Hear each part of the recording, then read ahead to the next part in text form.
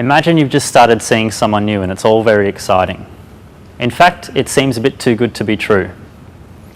It starts off hot and heavy, you get attached, and the world is at your feet.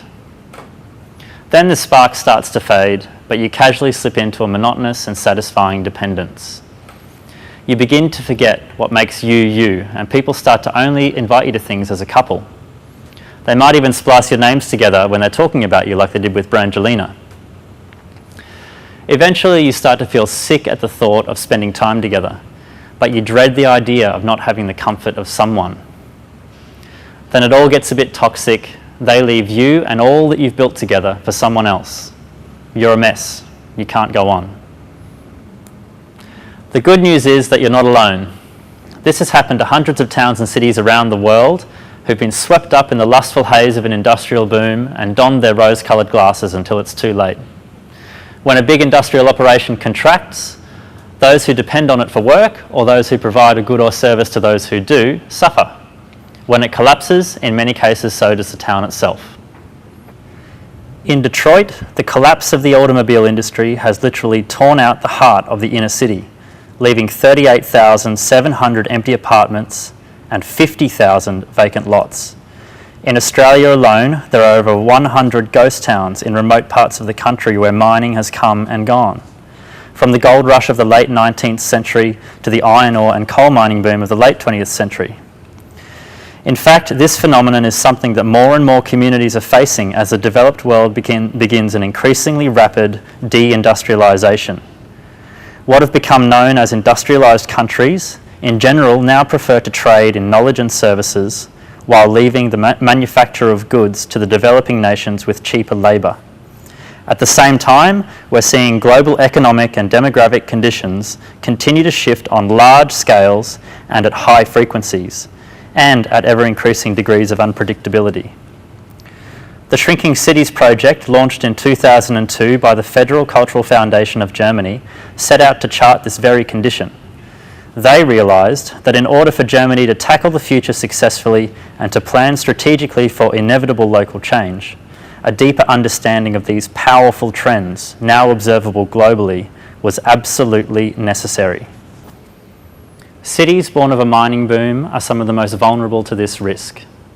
The complexity of issues that arise from a faltering mining operation are becoming more documented as we enter a period of industrial uncertainty in an age of inevitable decarbonisation.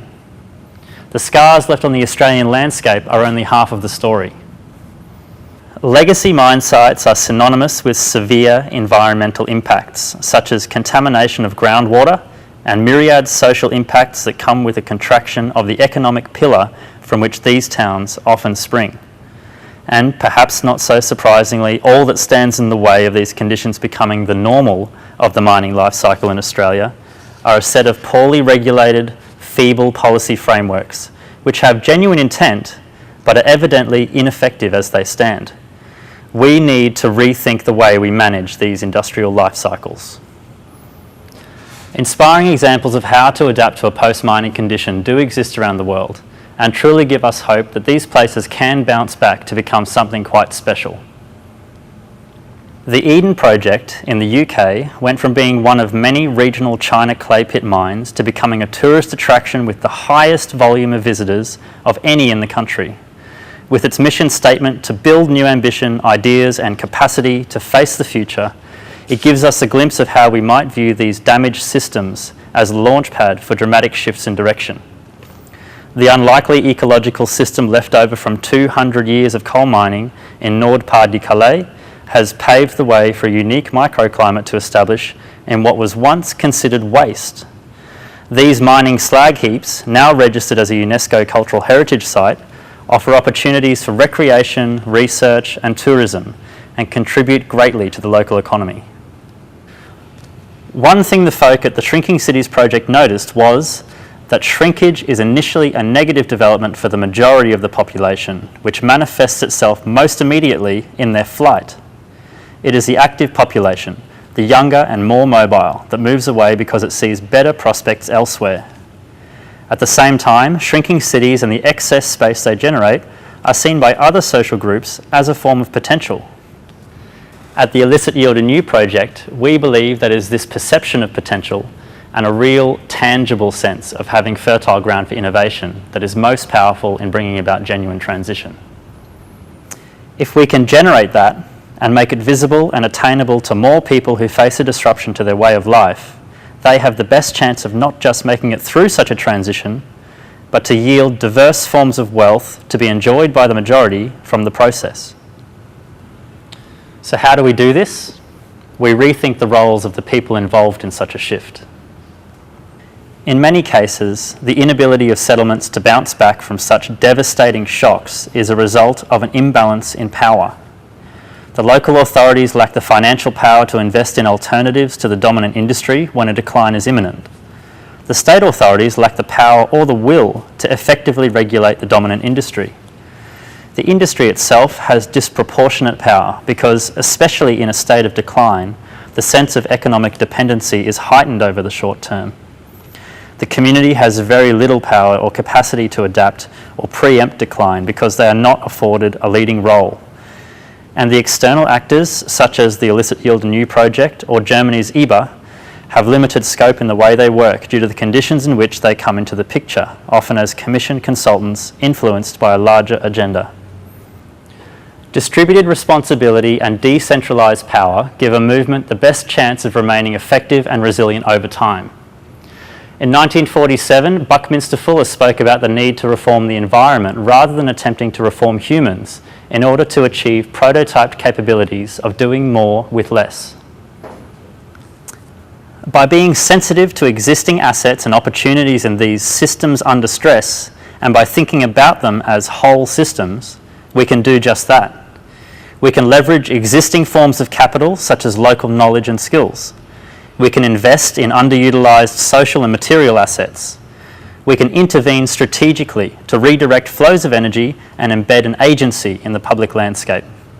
We can find gaps in existing social and political frameworks, which act as mechanisms for broader systemic change. We take on the role of the love doctor with a holistic view. It begins with a reversal in the typical client-consultant terms of engagement.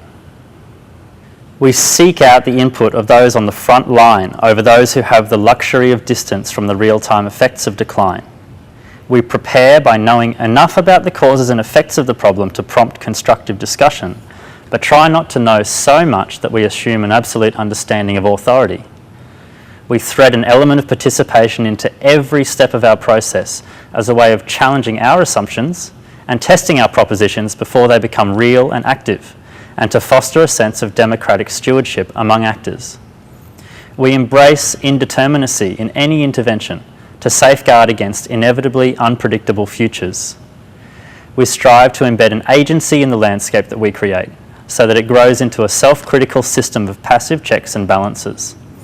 And we strive to harvest as much capital in as many different forms: cultural, ecological, intellectual, financial, material, social, and experiential, from every moment in the process. The value created by our work is as much derived from the process of making, imagining, shaping, and operating the public realm as it is from the physical artefacts themselves. There are 4 steps in our mode of post-industrial transformation. 1. Shift the interface to realign perceptions of the site and the stakeholder engagement in it. 2. Build connection to establish a baseline level of transparency among stakeholders and distribute the operations that take place on the site. 3. Generate wealth in as many forms as possible to diversify the productivity of the site and enhance its contribution to society. And 4. Extend reach so that gains made locally can be enjoyed further afield by leveraging organisational frameworks and sharing of knowledge. As Dan Hill said, we need a sense of how transitions might not be violent ruptures, or in some cases, a sad, inexorable demise. We believe that if you take a good, hard look at what we assume defines contemporary society, you might feel that we're being sold short as its members. Instead of finding ourselves in an enriching, fulfilling love affair with human ingenuity and productivity, or industry, we are in a self-deprecating and self-destructive one that harks back to an industrial age of social exclusion, and hierarchy. Where the cracks of crisis are already compromising business as usual, can we fundamentally rethink the way we operate as a society and experiment with new ideas? The post-industrial landscapes growing in number the world over might just be the ideal laboratory for this shift, and we want to be part of a team that helps to navigate these systemic transformations. The more important question, though, is, do you?